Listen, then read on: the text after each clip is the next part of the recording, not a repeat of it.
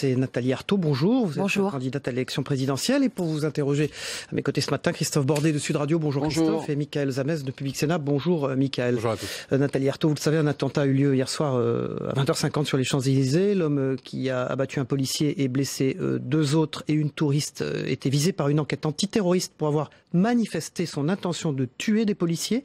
Daesh a revendiqué cet attentat et François Hollande parle d'une vigilance accrue. Est-ce que cet attentat peut-il avoir un impact sur la campagne présidentielle, selon vous ? Moi, de toute façon, je vais continuer de me battre pour que l'on cherche à comprendre dans quelle situation on est, pour que l'on ne cède pas à des démagogies faciles. Quelle démagogie, madame ? La politique, vous savez, il n'y a qu'à Faucon, et puis il n'y a plus de terrorisme en France. On ferme les frontières. Là, vous visez Marine Le Pen, bien sûr, parce que c'est ce qu'on entend. Et puis cette politique aussi qui consiste à créer des amalgames, tout mélanger, les migrants, les musulmans, les terroristes. Donc moi, je me battrai contre cela. Et en même temps, je continuerai de dire que oui, notre société est en train de pourrir. De pourrir de l'intérieur, parce que on a à la fois ce chômage de masse, ces inégalités, cette situation de plus en plus invivable sur le terrain matériel, du côté du monde du travail. Et puis le terrorisme a quelque chose à voir avec ça. Et en plus, s'ajoute à tout ça ces menaces de guerre, menaces d'ailleurs d'escalade guerrière. On a vu dernièrement avec les bombardements des États-Unis, avec la démonstration de force de Trump, ces menaces terroristes. Mais dites-nous, sur le terrorisme, vous proposez quoi concrètement pour lutter contre le terrorisme ? Et je termine là-dessus parce que justement, il y a un lien. Il y a un lien. Moi, je crois que c'est le fruit. Parce qu'avant de dire comment faire pour lutter concrètement, il faut comprendre ce qui se passe. Et moi, je crois que ces bandes terroristes, qui font effectivement des djihadistes un peu partout de par le monde, qui font des émules, elles prospèrent sur un terreau. Ce terreau, c'est évidemment toutes ces manœuvres, toutes ces influences qui parfois d'ailleurs vont dans un sens, dans l'autre, au Moyen-Orient en particulier, pour préserver des intérêts. C'est le résultat de l'argent, du grand capital. C'est le résultat d'une politique impérialiste au Proche-Orient, en Afrique, qui a d'abord pillé ces régions-là, qui a acculé les populations de ces régions-là au dénuement le plus total, à la pauvreté, mais à un point qu'aujourd'hui on a quand même 20 millions de femmes et d'hommes qui sont entre la vie et la mort en Afrique de l'Est. Donc une situation qui effectivement crée le terreau pour que se développe un certain nombre de bandes, de réseaux. Donc en gros vous dites nous sommes tous responsables de ce qui se passe aujourd'hui. À commencer par les grandes puissances impérialistes, qui sont responsables, dans la France. Y compris dans la France. Vous savez, il y a quand même un fait qui est assez reconnu, c'est que, y compris l'intervention française en Libye, a contribué à semer le chaos, a contribué à conforter, à renforcer toutes ces bandes djihadistes diverses et variées, parce que maintenant il y a aussi plusieurs enseignes. On sait aussi que ces bandes-là sont financées, sont soutenues par le Qatar et l'Arabie Saoudite, qui continuent de rester des alliés de l'État français. Et ça, c'est une erreur pour vous. Il y a bien sûr, et il y a une responsabilité écrasante dans les différents les différents États impérialistes, États-Unis, France, Russie, qui manœuvrent dans ces régions. Donc alors demain, une fois c'est en s'appuyant sur les uns, une fois c'est en s'appuyant sur les autres. Si vous êtes présidente, terminez de travailler avec le Qatar, les Émirats, etc. Oui, alors demain, si je suis présidente, ça signifie qu'il y a une véritable secousse sociale, qu'il y a un bouleversement. D'accord. Je le précise quand même, parce que c'est mon point d'appui. Ça serait mon point d'appui pour effectivement changer les choses, changer cette société. Mais moi, je suis convaincue que si la politique de lutte contre les terrorismes, ça reste de bombarder des régions entières, de rajouter du chaos au chaos, de mettre de l'huile sur le feu, on ne s'en sortira absolument pas. Et et c'est toujours la même chose, c'est-à-dire qu'on nous explique que toutes ces interventions-là sont faites pour préserver la paix, pour sauver la vie de ces populations, pour les aider à se libérer, etc. Et c'est tout le contraire, parce que ces bombes, elles tombent sur des femmes et des hommes. Vous voulez désarmer les policiers dans votre programme. Donc hier soir, les policiers Il n'aurait pas pu riposter? Non, je ne sais pas où vous avez lu ça. Non, je ne sais pas où c'est que vous avez lu ça. Mais Dans votre meeting que vous avez fait il y a quelques jours, vous avez dit que les policiers devraient être désarmés, ne devraient pas avoir d'armes pour les policiers. Vous vous trompez, Et Vous gardez des armes pour les policiers. Vous vous trompez, et ce que je dis avec Philippe Poutou, c'est que oui, il y a un véritable problème des violences policières, à commencer dans les quartiers populaires. Oui, il y a un véritable problème. Et quand on nous explique qu'il faut armer davantage la police municipale ou les différents policiers pour intervenir dans ces quartiers, eh bien nous ne sommes pas d'accord. Voilà, nous ne sommes absolument pas d'accord parce que, y compris lutter contre la délinquance dans les quartiers, les trafics autour de la drogue, ça ne peut pas être fait que par cette politique-là, répressive et sécuritaire. La réalité, c'est que dans les quartiers, on est confronté à un grave problème social, le problème effectivement du chômage, de la marginalisation, de la ghettoisation, et on peut pas résoudre ce problème-là avec la police. Voilà, c'est le problème de l'emploi, de combattre le chômage et les bas salaires. L'assaillant d'hier soir s'est visiblement radicalisé quand même en prison, puisqu'il y a passé quelques années. Qu'est-ce que vous proposez, vous, pour lutter contre la radicalisation, et notamment en prison, puisqu'à chaque fois, c'est le même scénario? Oui, et j'ai cru comprendre que il y a 15 ans, donc le même avait essayé déjà... Absolument. Mais il y a 15 ans, c'était pas Daesh, vous voyez. Et effectivement... ce qu'on voit, c'est que parmi ces djihadistes-là, qui surgissent comme des loups solitaires, parfois, souvent... Là, c'était pas un loup solitaire. Il y a une autre personne, visiblement, qui était dans la nature. Ah bon? Oui. J'ai pas compris ça. Bon, mais bref. De toute façon, il y a beaucoup... il y a différents profils. Mais ce qu'on voit quand même souvent... c'est que le grand banditisme, la délinquance, tout ça et le djihadisme, la radicalisation, ça se chevauche. Et que effectivement, les prisons, y compris, contribuent à faire que des petits délinquants, des petits bandits, eh bien, changent d'enseigne en quelque sorte, et se fanatisent et partent dans des espèces de délires comme ça. Et oui, les prisons, c'est un véritable problème. Ça fonctionne absolument pas. Et on voit qu'y compris cette politique d'enfermer à tout va, ça n'offre absolument pas de solution, qu'il n'y a pas de gestion pour l'après, pour la sortie de prison. Et parce qu'il y a un surpeuplement, parce que la vie en prison est devenue un enfer avec voilà. Donc tout ça, oui, il faut aussi le changer. C'est Nathalie Arthaud, candidate à l'élection présidentielle, qui est l'invitée de Territoire d'Info ce matin sur Public Sénat et Sud Radio. Est-ce qu'il y a une dynamique Jean-Luc Mélenchon? Estimez-vous qu'avec lui, tout peut changer? Alors là, on observait effectivement dans les sondages une dynamique. Et moi, je le dis clairement, s'il y a moins de voix pour Le Pen, moins de voix pour Macron et plus de voix pour Mélenchon, ça va dans le bon sens. Parce que ça signifierait qu'il y a de plus en plus de femmes et d'hommes qui veulent affirmer leur volonté de combattre les injustices, de combattre ces inégalités.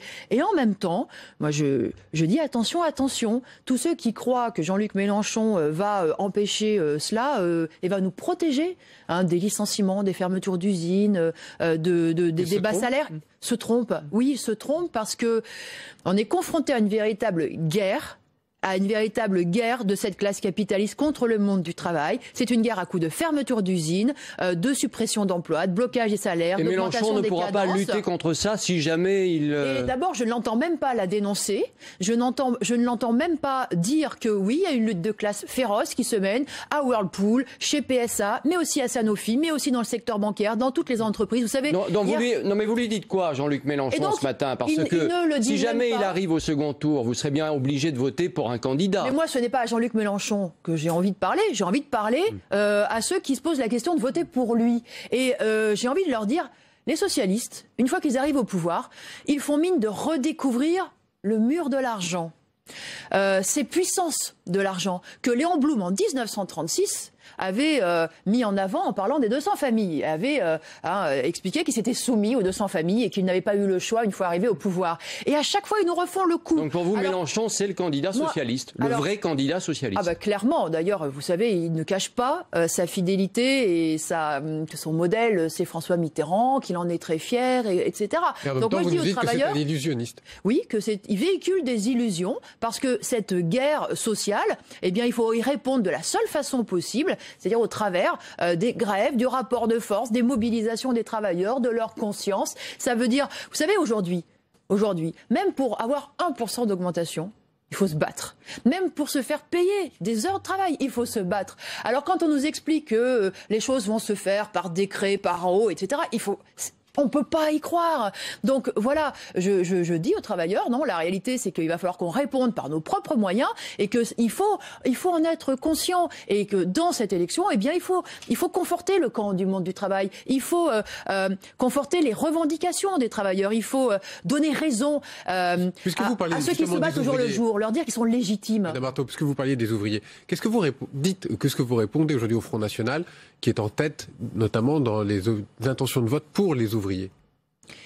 Eh bien, vous, normalement. Que ceux qui votent, qui ont voté dernièrement pour le Front National en se disant qu'ils voulaient donner un coup de pied dans la fourmilière et qui aujourd'hui continuent de voter pour le Front National, eh bien, font pire que de se tirer une balle dans le pied. Parce qu'on le paiera cher, on le paiera très cher. Parce que non seulement Marine Le Pen va se ranger derrière la politique du patronat et va avaliser les licenciements, les suppressions d'emplois, etc. Mais en plus, elle va gouverner de façon très autoritaire. Autoritaire, évidemment, contre les immigrés, dont elle rend responsable de presque tous les maux, oui. De presque tous les maux, du chômage, des bas salaires, c'est complètement fou, parce que les immigrés qui travaillent sur les chantiers, sur les chaînes de montage, ils veulent des augmentations de salaire. Mais ça serait autoritaire contre tout le monde aussi. Non, mais c'est intéressant ce que vous dites, parce qu'on parlait de Mélenchon il y a un instant, qui dit quelque chose, lui, de très intéressant sur le travail, par rapport à ça, par rapport aux immigrés. Il dit des papiers contre un contrat de travail, sinon c'est l'expulsion. Il n'y a pas assez de place pour tout le monde. Mais moi, je ne suis pas d'accord avec ça. Je ne suis pas d'accord avec ça. Et bien sûr que s'il y a du travail. Il y a du travail dans la société. Mais vous savez, dans toutes les entreprises, les cadences, elles ont augmenté. La charge, elle est infernale. Je pourrais vous citer des salariés qui se battent aujourd'hui pour des embauches. C'est des aides-soignantes, par exemple, dans le Jura, d'une maison de retraite, qui se battent parce qu'elles n'en peuvent plus. Elles n'en peuvent plus. Et il faudrait créer des emplois dans cette maison de retraite, des emplois d'aides-soignantes, d'infirmières, etc. Il n'y a aucun problème avec l'immigration en France, ce qu'elle représente comme difficulté. Vous étiez en train de me poser la question très clairement de est-ce qu'il y a du travail pour tous?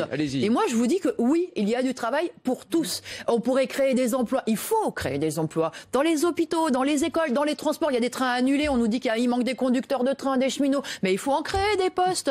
Et vous savez, prenez le problème du logement. Ah, oui, Marine Le Pen dit oui, préférence nationale pour le logement. Mais les logements, il faut les construire. Et qui les construit d'ailleurs? Eh bien, c'est les travailleurs immigrés. Voilà. Donc, il y a énormément de travail, effectivement, et d'emplois à créer. Mais il faut prendre l'argent là où il est, dans ces grandes fortunes. Aujourd'hui, on fait des cadeaux. En veux-tu, en voilà au grand patronat. C'est le pacte de responsabilité. 41 milliards. Écoutez, 41 milliards, c'est plus d'1 million d'emplois qui auraient pu être créés, utiles à la population. Donc, des emplois, il y en a. Ce qui manque, c'est la volonté de tous ces politiciens de l'imposer au grand patronat.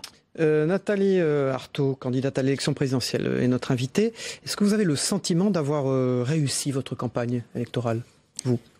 J'ai le sentiment d'avoir montré qu'il y avait un courant qui existait parmi les travailleurs qui disent fièrement qu'ils n'acceptent pas la situation qui est faite aujourd'hui au monde du travail et qui expriment aussi la nécessité de changer la société de fond en comble. Parce qu'on a commencé sur le terrorisme, mais vous voyez, c'est un ensemble dans cette société. Et même quand on est moins exploité... C'est une candidature de témoignage. Mais... oui, écoutez... Vous acceptez ce terme. Oui, j'accepte ce terme, et sauf que moi, je témoigne du point de vue des exploités, du point de vue des opprimés, du point de vue des travailleurs, des chômeurs, des ouvriers. Et justement pour dire que on est là, on a nos intérêts, et il n'y a pas de raison qu'on se taise. Et il faut au contraire affirmer fièrement, lever le drapeau de notre camp. Parce que si on veut se battre demain pour nos intérêts, eh bien, il faut se montrer politiquement. Donc, je crois que, voilà, oui, j'ai contribué dans cette campagne à montrer que le camp des travailleurs, eh bien, voilà, il pouvait être représenté politiquement. Merci Nathalie Arthaud, candidate à l'élection présidentielle. Merci Christophe Bordet et Michael Zamès. On passe au débrief de vos propos.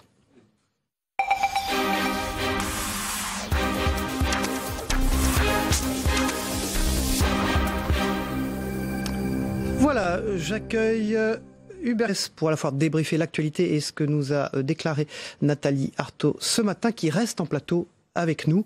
C'est la politique impérialiste qui a acculé les populations et créé une situation qui a contribué à cet état de fait aujourd'hui, c'est-à-dire le terrorisme et les bandes djihadistes, a dit Nathalie Arthaud tout à l'heure en réponse à ma question. Mais c'est une analyse qui est faite par énormément d'observateurs.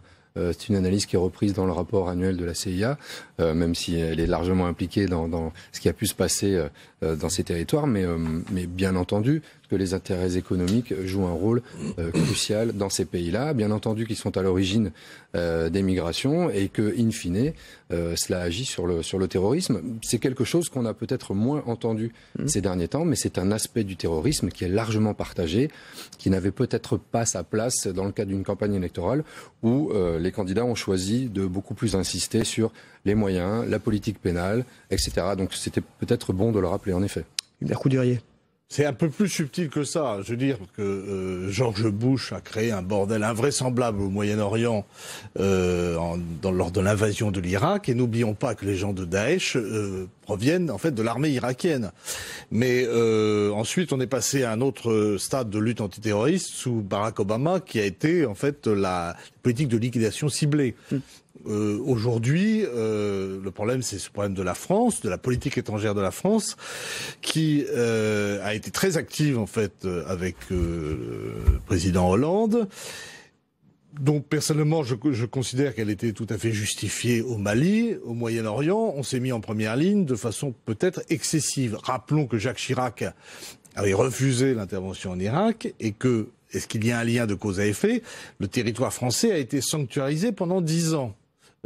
Alors, certains contestent ce fait en disant que de toute façon, il fallait répondre à l'agression de Daesh au Bataclan et avant l'attaque contre Charlie. Nathalie Arthaud, vous répondez ? Moi, je crois que de toute façon, il y a, y compris ce problème-là, ne pourra pas être réglé par un pays, et la France, en réalité, l'État français, il a une politique de se mettre à la remorque de l'impérialisme le plus important, la politique américaine. C'est la réalité.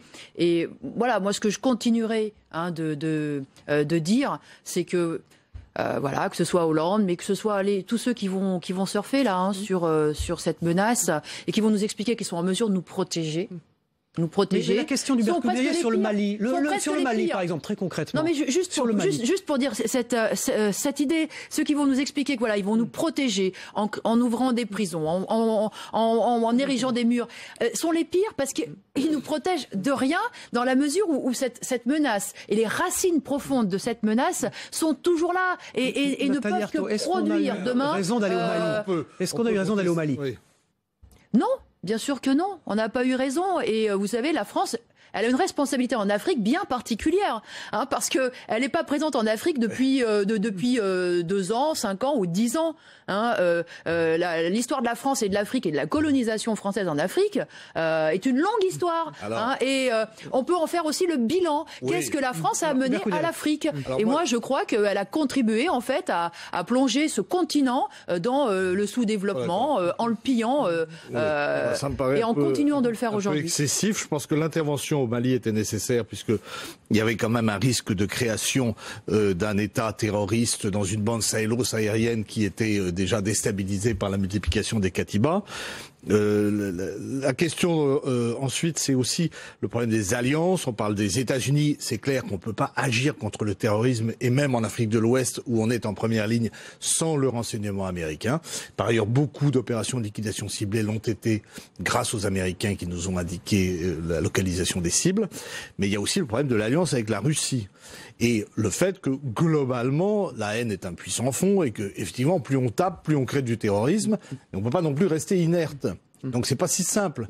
Et puis la deuxième question que je voudrais vous poser, c'est que finalement, on ne peut pas dire non plus que le terrorisme ne soit que le fruit des inégalités économiques. Sinon, la planète serait à feu et à sang. Donc c'est quand même un équilibre assez difficile à trouver. Ou peut-être que la France en fait trop, mais on ne peut pas non plus ne rien faire. On ne peut pas se cacher, effectivement, derrière des frontières comme les Suisses. Et vous savez...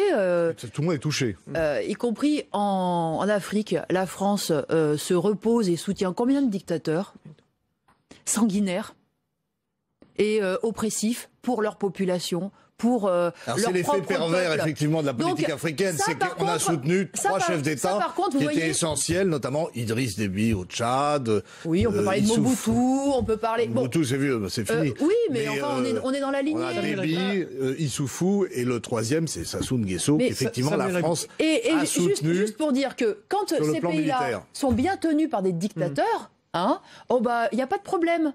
Sauf que, y compris ces dictateurs-là, bien sûr qu'ils créent aussi. Mais on a un problème de sécurité. Donc, un problème de sécurité nationale. Samuel Ribaud. Le terrorisme qui nous revient dans la figure, ce n'est qu'un écho de la barbarie qui s'impose dans toutes ces régions pauvres et. On peut aussi vous objecter qu'au-delà des causes, et je le répète, de toute façon, il y a quelque chose de très simple à dire. Dans ces territoires, il y a du pétrole. Une fois qu'on a dit ça, on comprend déjà pas mal de choses. Néanmoins, on ne peut pas dissocier les causes de ce terrorisme et les moyens qu'il faut mettre en œuvre dans les pays qui sont touchés, notamment le nôtre. Alors justement, réarmer la police municipale n'est pas une bonne idée et ça ne résoudra pas le problème, a-t-elle dit tout à l'heure. Oui, la police municipale armée, c'est un vieux débat. Je rappelle que ce sont des décisions qui sont prises sous l'autorité des procureurs de la République. Je rappelle que les polices municipales qui sont armées n'ont pas forcément de meilleurs moyens. Et il me semble, en tout cas, que les missions confiées à la gendarmerie d'une part, à la police nationale d'une part, et à la police municipale enfin, sont plutôt bien définies aujourd'hui. Et il ne me paraît pas souhaitable d'équiper toutes les polices municipales d'armes à feu. Vous êtes de l'avis de Nathalie Arthaud. Oui, je pense que c'est dangereux. Nathalie Arthaud, un mot là-dessus?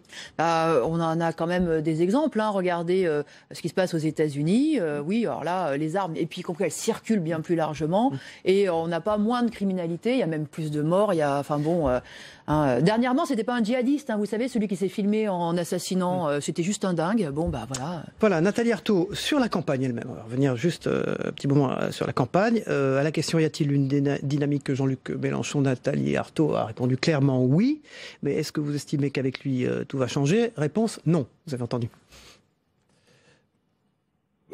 Oui, j'aimerais comprendre qui a créé une dynamique dans cette campagne. Je pense qu'effectivement Jean-Luc Mélenchon a créé une dynamique, mais qui en dit beaucoup sur l'état du pays. Et l'état du pays, c'est la paupérisation et c'est une forme de délitement psychologique qui est liée au chômage. Vous répondez, Nathalie Arthaud? En fait, ma question c'est, est-ce que c'est pas aussi la conséquence de l'absence de réformes, des réformes qui auraient pu nous aligner sur les pays européens, qui eux ont moins de chômage, avec des conséquences qui sont quand même un bien-être très psychologique. Écoutez, encore une fois, je pense que les voix qui se portent pour Jean-Luc Mélenchon, en tout cas un grand nombre d'entre elles, expriment un légitime besoin de plus d'inégalités et de combattre les injustices sociales dans le pays, de combattre y compris le chômage. Donc là-dessus, moi je pense que ça va dans le bon sens, mais en même temps, moi je ne crois pas dans ces illusionnistes qui prétendent arriver au pouvoir pour tout changer, parce qu'on en a eu combien. Voilà, Mitterrand, Jospin, Hollande, donc non, il ne faut pas y croire. Nathalie Arthaud, candidate à l'élection présidentielle, qui était l'invitée de Territoire d'Info. Ce matin, on passe au zapping, le premier zapping politique des matinales d'info qu'on regarde ensemble. Info évidemment un peu spécial à cause de l'attentat qui a eu lieu hier soir à 20h50 sur les Champs-Élysées. On se retrouve évidemment lundi pour une matinale spéciale à la suite du premier tour des élections présidentielles. Bon week-end et bon vote à tous.